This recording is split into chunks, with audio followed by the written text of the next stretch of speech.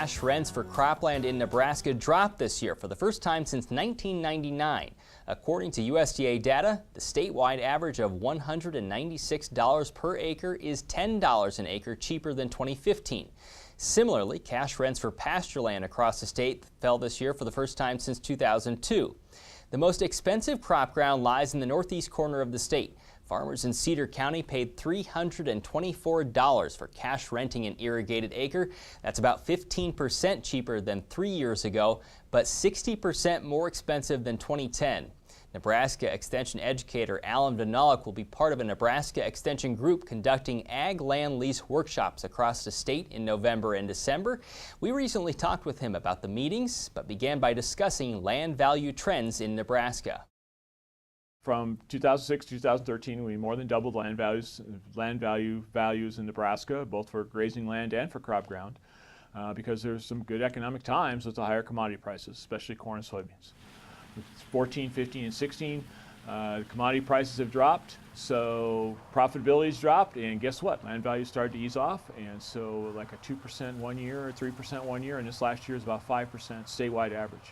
Not a huge drop yet, but it's starting to soften. So that's what's happening with land values. Are you noticing that cash rents are starting to follow that trend and ease as well? So it's interesting to note that cash rents depends on where you're at. Every neighborhood in Nebraska, as I do these meetings, every neighborhood, I realize every neighborhood in Nebraska is just a little bit different. And so some neighborhoods are having a drop in cash rent faster than other places. Yes, cash rents are at least peaked and have started to soften, but they're not softening very fast, and especially not very fast for the farm economy on a per acre basis that we have going right now. So if you're still negotiating for 2017 cash rents, give me some things that might be helpful for both sides to consider. So as we think about renting for 2017, we want the party that pays the top rent, or do we want to rent our land to the party that we've done business with for decades in many cases? And that may or may not be the same person. So think about that first. Do you want the same renter, or do you want the top rent? That may not be the same thing. But here's some tips. For the tenant, this is a great year to make sure you have your communications right up to snuff. You have to visit with the landlord about what's happened, what the situation is, what the commodity prices are, what your cost of production is, and really show them, really demonstrate to them that the income just isn't there to support a high cash rent.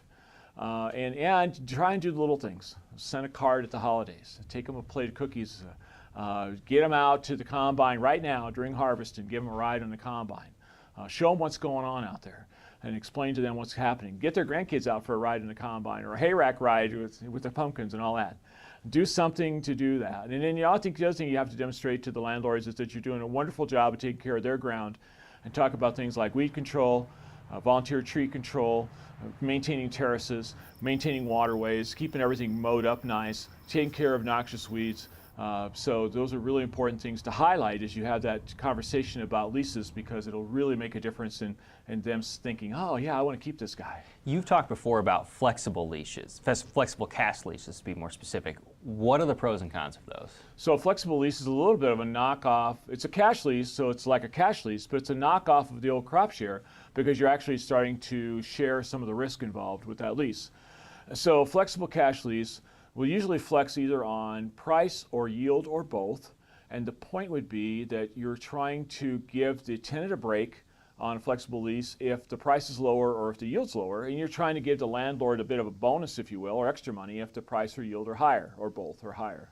So that's the basic premise behind a flexible lease, and it's one of the things we'll be talking about at part of those workshops. Yeah, tell me what people might be able to learn by attending them, why they might be useful.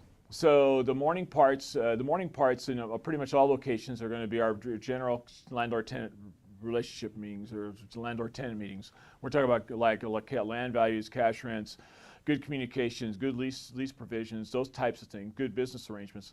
And then the afternoon in 6 locations, not all, but part of them, we'll talk about flexible leases. Some of the things I just got done talking about, and then some other considerations for flexible leases, like setting minimums and setting maximums.